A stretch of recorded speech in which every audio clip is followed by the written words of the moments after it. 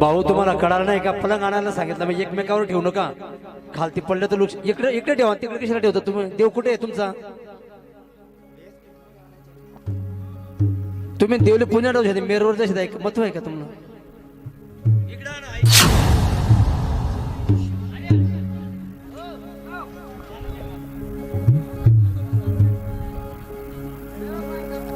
शांति का परिचय दें। जो नीचे गिर गया उसको मत उठाइए, जो नीचे गिर गया उसको क्यों उठा रहे हैं आप? उलटे नका ते अगोदर सांगणार मी, काय खास काही पडाले नका. शांति का परिचय दें, बीच में कोई बात नहीं करेंगे, कथा सुनो आराम से।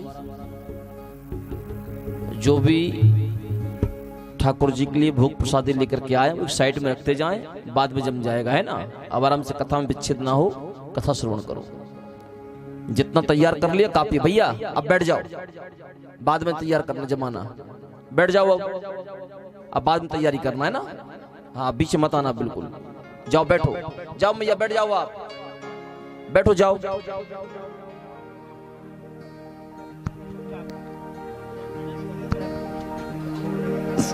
मी अगोदरच सांगितलं होतं, एकमेकाच्या हातात द्या, एकही व्यक्ती तुम्ही परत परत येऊ नका.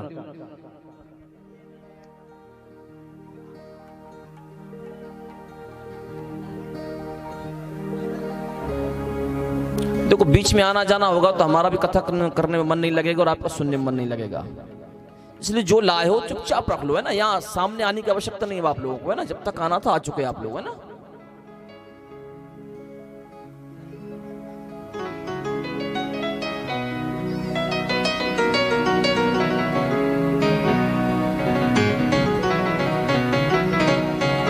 वसुदेव गृहे साक्षात् भगवान् पुरुषः परः जनिष्यते तत्प्रियार्थं संभवन्तु सुरस्त्रियः।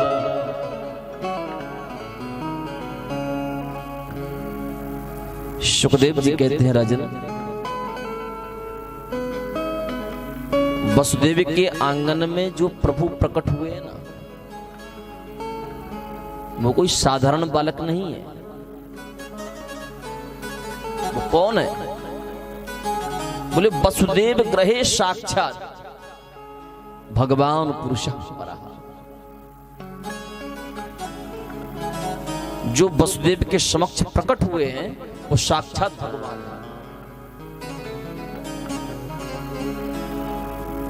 नमोस्त्वनंताय सहस्रमूर्तये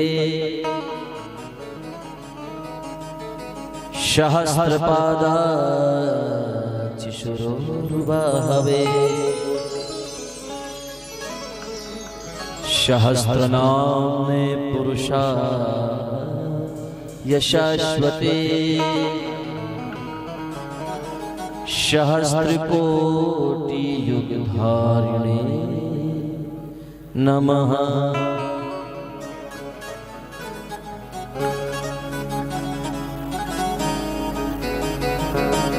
जो एक होकर के भी सहस्त्रों के समान है, सहस्त्रों के समान होने के पश्चात भी जो एक है, और जो एक होने के पश्चात भी निर्गुण निराकार है।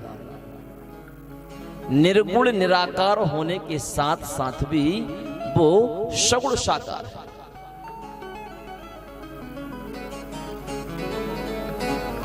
कई लोग कहते हैं यहां पर कि भगवान श्री कृष्ण देवकी के गर्भ में आए, लेकिन श्रीमद् भागवत महापुराण कहना चाहता है कि ना ही तो भगवान देवकी के गर्भ में आए और ना ही देवकी के गर्भ से जन्म लिया। भगवान तो वसुदेव देवकी के सामने कार्यक्रम में प्रकट हुए। 4 हाथ शंख चक्र गदा पद्म लेकर के भगवान प्रकट हो गए।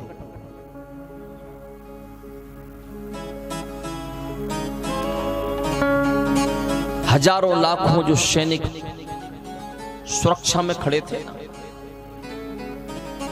कि जैसे बालक होगा और महाराज कंस को हम सूचित करेंगे, लेकिन मेरे प्रभु के दिव्य प्रकाश से हजारों सैनिक जो पहरे पर खड़े थे, सारे के सारे मूर्छित अवस्था में लेट गए। जो कारागृह अंधकार में था वो स्वतः प्रकाशित हो गया। आकाश मंडल से देवता पुष्पों की वृष्टि करने लगे।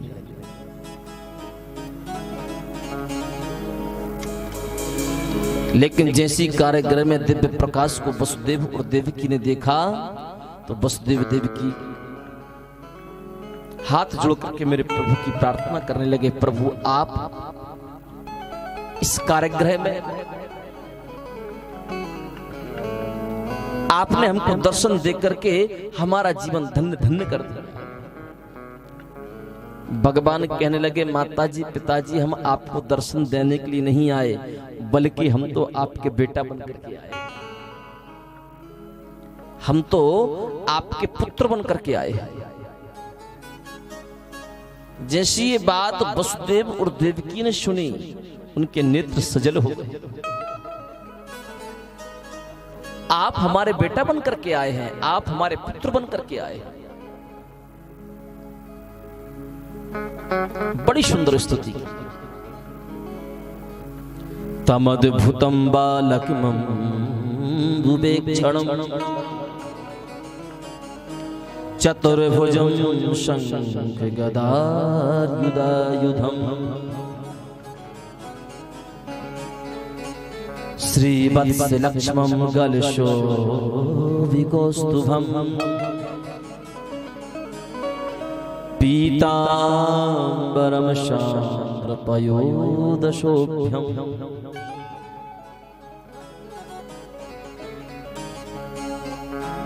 शंख चक्र गदा पद्म लेकर के भगवान खड़े हैं, सुंदर पीतांबर पहने, सुंदर गले में वैजयंती की माला, कौस्तुभ मणि। उस अंधकारमय कारागृह में मेरे प्रभु की छवि ऐसी लग रही थी जैसे मानो करोड़ों सूर्य भी मिलकर के इस प्रकाश को प्रकाशित नहीं कर सकते। करोड़ों सूर्यों के प्रकाश को भी शून्य करने वाला प्रकाश था। वसुदेव ने देवकी ने हाथ जोड़ करके भगवान से कहा कि आप हमारे बेटा बन करके आए हो, पर आपको 4 हाथ लेकर के आने की जरूरत क्या थी? 4 हाथ का बेटा थोड़ी होता है, बेटा तो 2 हाथ का होता है। आप 4 हाथ लेकर के आए हो ना, दुनिया के लोग आपको जादूगर समझेंगे, तो ये तो 4 हाथ वाला जादूगर आया है। इसलिए हमको 4 हाथ वाला बेटा नहीं चाहिए, हमको 2 हाथ वाला बेटा चाहिए। वास्तव में यदि आप हमारे पुत्र बन करके आए हो तो 2 हाथ वाले बन जाओ।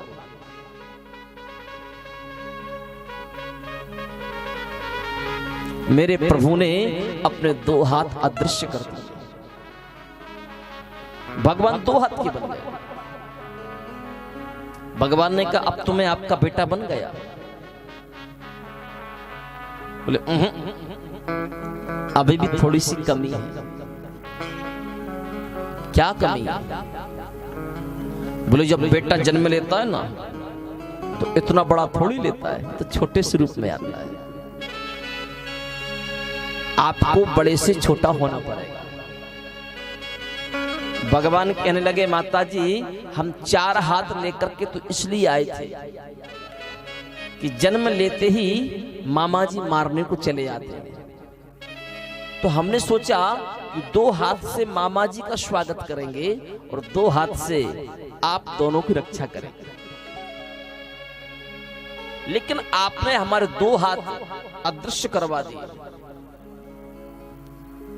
अब हम यदि बड़े से छोटे बन गए तो फिर हमारी रक्षा कौन करेगा? माता देवकी कहती है कि सुनो, आपको बड़े से छोटा भी होना पड़ेगा, आपको अपनी भी रक्षा करनी पड़ेगी और आपको हमारी भी रक्षा करनी पड़ेगी। भगवान बड़े से छोटे हो गए। भगवान ने कहा अब तो हम आपके बेटा बन गए। बोले अभी भी थोड़ी सी कमी है। अब क्या कमी है? बोले अब ये कमी है कि जब बालक मां के गर्भ से जन्म लेता है ना तो कपड़े पहन करके थोड़ी आता है, वो तो निर्वस्त्र होकर के आता है। आपको निर्वस्त्र होना पड़ेगा। भगवान ने को बाप रे, बेटा बनना भी हंसी खिल थोड़ी है। भगवान ने कहा हम निर्वस्त्र नहीं होंगे। माता देवकी ने कहा अभी से आप माता पिता की आज्ञा का उल्लंघन कर रहे हो। बेटा तो वो होता है जो माता पिता की हर बात को आशीर्वाद मान करके स्वीकार करे, आज्ञा का पालन करे।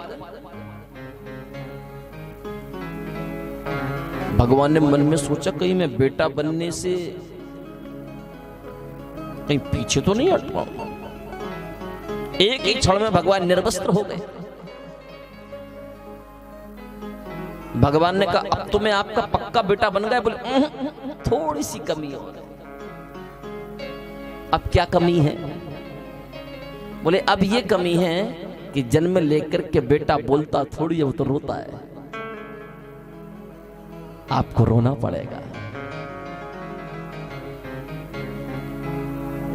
भगवान कहने लगे माताजी यदि मैं रोऊंगा ना तो मामा जी मारने को चले आएंगे। माता देवकी ने कहा कि यदि आप नहीं रोए तो सारी दुनिया रोने लग जाएगी। जब बालक या बालिका का जन्म होता है ना, जन्म होने के बाद यदि वो रोवे ना और डॉक्टर आकर के कह दे कि बालक बालिका तो हो गए पर रोया नहीं, जो बाहर मेहमान खड़े होते हैं ना, परिवार वाले खड़े होते हैं, वो रोने लगते हैं। पता नहीं कौन सी बीमारी है, क्यों नहीं रोया? कोई तकलीफ है क्या? सांस नहीं ले पा रहा है क्या? बालक बालिका के न रोने से परिवार जन सभी रोने लगते हैं। और यदि जन्म लेते ही बालक या बालिका रोने लग जाए तो महाराज बाहर परिवार वाले इतने खड़े होते हैं ना, वो सब खुशियां, बधाइयां, मिठाइयां सब बांटने लगते हैं। बालक बालिका को देखने बाद में आएंगे, पहले आप भी लो, थोड़ा सा आप भी लो, थोड़ा सा मुंह मीठा करो, बेटा हुआ है, बेटी हुई है। इसलिए प्रभु आपको रोना पड़ेगा। भगवान ने मन में सोचा कि मेरे रोने से यदि संपूर्ण दुनिया को प्रसन्नता मिलती हो तो मुझे रो लेना चाहिए। माता पुनि बोली सोमति डोली, तजहु तात यह रूपा, की जय शिशुलीला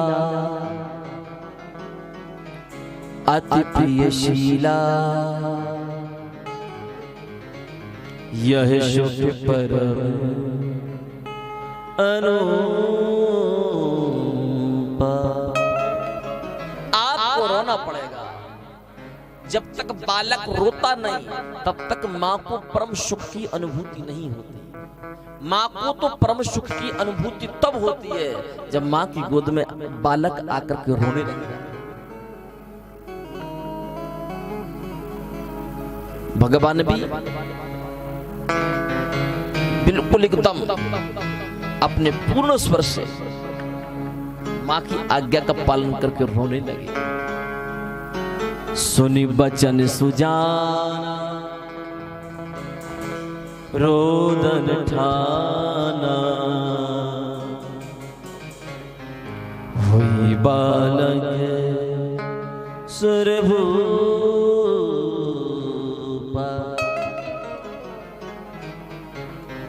यह चरित जगा वही, हरि पद पावही, तेन परहि भव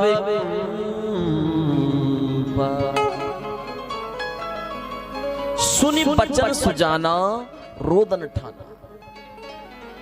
भगवान सुखदेव कहते हैं राजन, मां की आज्ञा का पालन करते हुए भगवान इतनी जोर से रोए, इतनी जोर से रोए, इतनी जोर से रोए कि श्वास लेना ही भूल गए।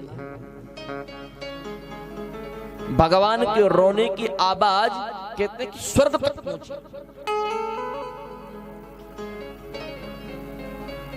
14 लोकों में भगवान के रोने की ध्वनि गूंज उठी। और जैसे भगवान के रोने का सारी दुनिया को पता चला, संपूर्ण दुनिया में खुशियों की लहर छा गई। भगवान ने कहा था ना, जब जब होई धर्म की हानि, बाढ़ही असुर अधम अभिमानी, तब तब धरि प्रभु विविध शरीरा, हरहि कृपा निधि सज्जन पीरा।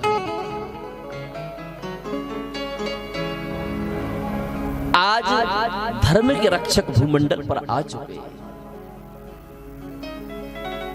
आकाश मंडल से देवी देवता पुष्पों की वृष्टि करने लगे। उसी क्षण आकाशवाणी हुई, हे वसुदेव, जिस बालक को आप देख रहे हो, शीघ्र ही उस बालक को आप गोकुल नगरी भेज दो। गोकुल नगरी में यशोदा रानी के यहाँ पर एक सुंदर कन्या ने जन्म लिया है। इस बालक को वहां पर छोड़ करके वहां से सुंदर कन्या को वापस लेकर गया। वसुदेव ने कहा, प्रभु मेरे हाथों में हथकड़ियां हैं, पैरों में बेड़ियां हैं, हजारों दरवाजे बंद हैं, आखिर मैं कैसे जा पाऊंगा?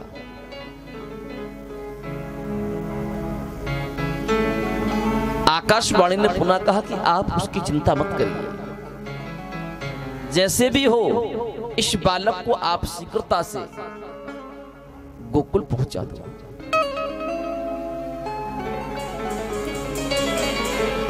मां ने पूर्ण वात्सल्य से अपने बालक को अपने गोद में खिलाया भी। मां ने अपने बालक को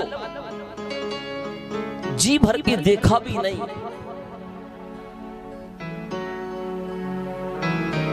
और मां की गोद से मथुरा को छोड़कर के गोकुल की यात्रा करने लगे। यहां पर एक प्रश्न उठता है कि जब भगवान को पता था कि मामा कंस ने देवकी माता के 6 बेटों को मार दिया, जब भगवान ने 7वें गर्भ को बचा लिया, तो फिर भगवान ने उन 6 बालकों को क्यों नहीं बचाया? ध्यान से सुनिएगा। भगवान चाहते थे तो वो 6 बालकों को भी बचा सकते थे, जैसे उन्होंने 7वें गर्भ को बचाया। 6 को मर जाने दिया और 7वें को बचा लिया। आखिर ऐसा क्यों? यहां पर बाबा सुखदेव कहते हैं, राजन, कंस की क्या औकात है, वो 6 बालकों का स्पर्श भी करके मार सके। वो 6 बालक तो अपने आप मर गए, उन्हें कंस ने नहीं मारा। कंस तो एक निमित्त मात्र था। राजा परीक्षित ने पूछा, तो फिर वो 6 बालक अपने आप क्यों मर गए? सुखदेव जी कहते, राजन, इस झांकी को एक बार दिल में उतार करके देखो तो सही। मानो वो 6 बालक इसलिए मृत्यु को प्राप्त हो गए।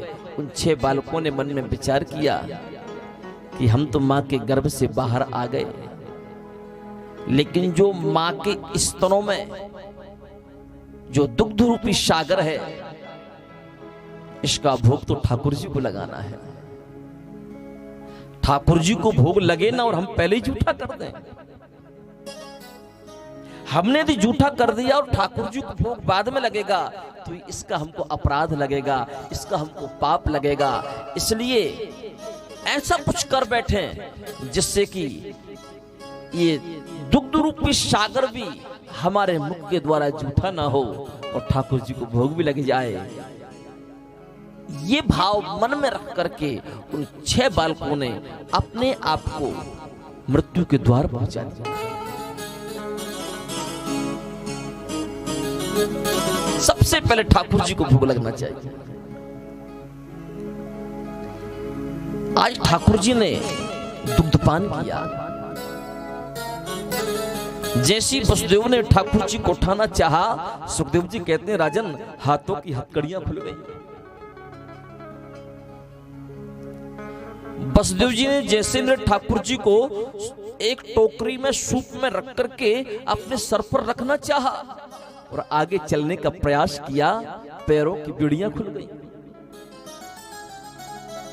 जैसे वसुदेव जी चलने लगे, जो हजारों दरवाजे थे ना, जो बड़े बड़े विशाल ताले लगे हुए थे, ताले खुलने लगे और दरवाजे स्वयं प्रणाम करते हुए प्रभु को मार्ग देने लगे, रास्ता देने लगे।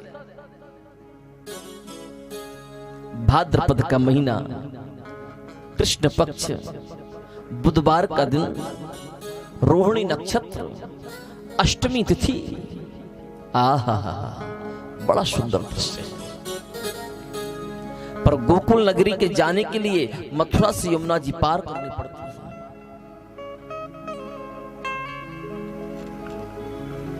वसुदेव जी यमुना जी में प्रवेश करते हैं। जो यमुना जी है ना, ये भी भगवान की एक पत्नी है। यमुना जी का एक नाम कालिंदी है। भगवान के 16,108 जो विवाह हुए थे ना, उनमें से चौथे नंबर की जो पत्नी थी भगवान की, वो यमुना जी कालिंदी थी। यमुना जी ने मन में विचार किया कि पतिदेव आ रहे हैं, कम से कम दर्शन तो कर लो। पतिदेव तो ससुर जी के सर पर बैठे। वसुदेव जी ससुर जी हुए कि नहीं हुए? जब कृष्ण पति हुए तो वसुदेव ससुर हुए। अब पतिदेव ससुर जी के सर पर बैठे। यमुना जी ने सोचा कि इनका दर्शन कैसे होगा। धीरे धीरे यमुना जी ने अपना वेग बढ़ाया। जैसे यमुना जी ने अपना वेग बढ़ाया, जो घुटमन घुटमन यमुना जी थी, वो यमुना जी यहां तक आए। पति देव के दर्शन तो नाए भय, पर ससुर जी की दाढ़ी दिख पड़ी। अब जैसी ससुर जी की दाढ़ी दिखी, यमुना जी शर्मा गई। बाप, मैं तो पति देव को देखने की आई थी, पर ससुर जी दिख गए। भगवान ने मन में सोचा कि यदि मैंने दर्शन नहीं दिए तो ये पिताजी को जलमग्न कर देंगे, इसलिए क्यों ना मैं इनको दर्शन दे दूं।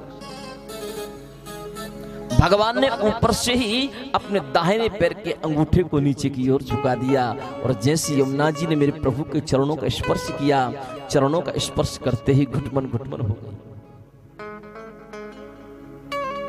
जिस बालक ने रोहिणी के गर्भ से जन्म लिया था ना, वो बालक साधारण नहीं था, वो बालक साक्षात शेषनाग था। शेषनाग ने मन में विचार किया कि मेरे प्रभु आ रहे हैं, घनघोर जल की वृष्टि हो रही है,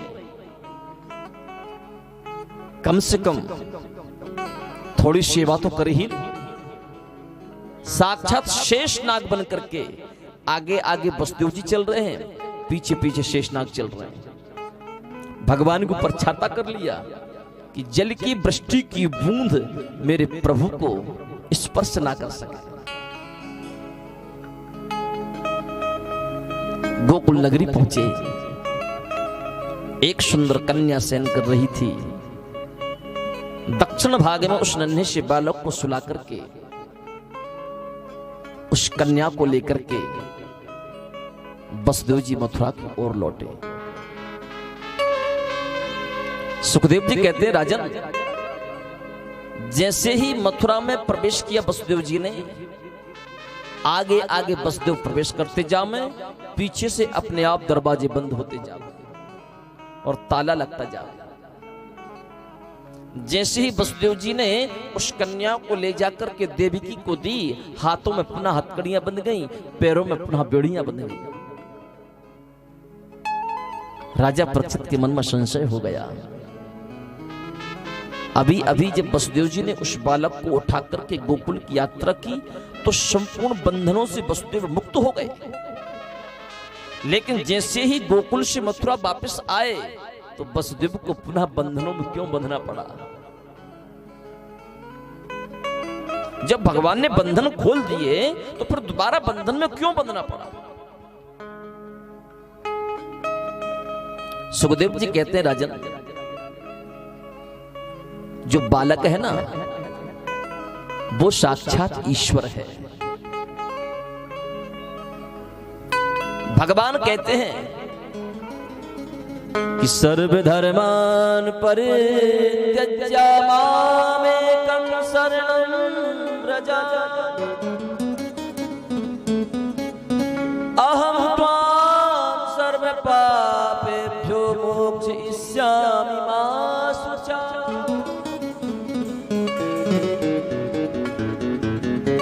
सर्वधर्मान परित्यज्य मामेकं शरणं व्रज। मानो भगवान कहना चाहते हैं कि जो जीव समस्त धर्मों को त्याग करके मेरी शरण में आ जाता है, मैं उसे अभय दान दे देता हूं, उसे क्षमा कर उसे मुक्त कर देता हूं, उसके जीवन के सारे बंधन खोल देता हूं। तो जैसे वसुदेव जी ने संपूर्ण धर्मों का परित्याग करके मेरे प्रभु को अपनी गोद में उठाना चाहा तो हाथों की हथकड़ियां भी खुल गईं, पैरों की बेड़ियां भी खुल गईं। लेकिन उसी जगह भगवान कहते हैं कि जब जीव मुझे प्राप्त करके बंधनों से मुक्त हो जाता है ना, सुखी हो जाता है, तो फिर उसे अहंकार होने लगता है धीरे धीरे, और धीरे धीरे फिर वो भगवान को भूलने लगता है। और जब धीरे धीरे वो भगवान को भूलने लगता है ना, फिर माया के पीछे भागता है। लाखों कहां से मिलेंगे, करोड़ों कहां से मिलेंगे। और जब जीव माया के पीछे भागने लग जाए तब भगवान कहते हैं कि जिन बंधनों से मैंने उसको मुक्त किया था उन्हीं बंधनों में मैं उसको पुनः बांध दूंगा। जो कन्या है ना, वो कन्या नहीं, वो साक्षात योग माया है। वसुदेव जी ने भगवान को छोड़कर के जैसी माया को उठाया तो पुनः बंधनों में बंधना पड़ा।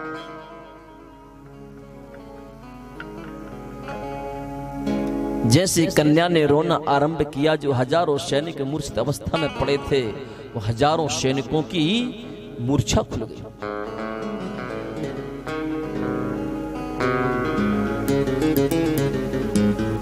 हजारों सैनिकों ने देखा कि होना था तो बेटा, पर बेटी कैसे हो गई? पर यहां पर भगवान ने मन में विचार किया कि माता देवकी को भी पता है कि मैं इनका बेटा हूं, वसुदेव को भी पता है कि मैं इनका बेटा हूं, और वसुदेव सत्यवादी थे। कहीं ऐसा ना हो कि महाराज कंस के सामने ये बात कह दें कि हाँ हमारा बेटा तो गोकुल में है। तो इसलिए भगवान ने यहाँ पर माया का पर्दा डाल दिया कि देवी ये शा गुणमयी मम या दुरत्यया। भगवान ने जैसे ही वसुदेव देवकी पर माया का पर्दा डाला, आहा, वसुदेव देवकी उस कन्या को ही अपनी संतान समझ बैठे। सब भूल गए, ये भी भूल गए कि कौन प्रकट हुआ था, ये भी भूल गए कि हमारे बंधन खुले थे कि नहीं खुले थे, ये भी भूल गए कि हम गोकुल गए थे कि नहीं गए। बस उन्हें यही याद रहा कि यही हमारी संतान।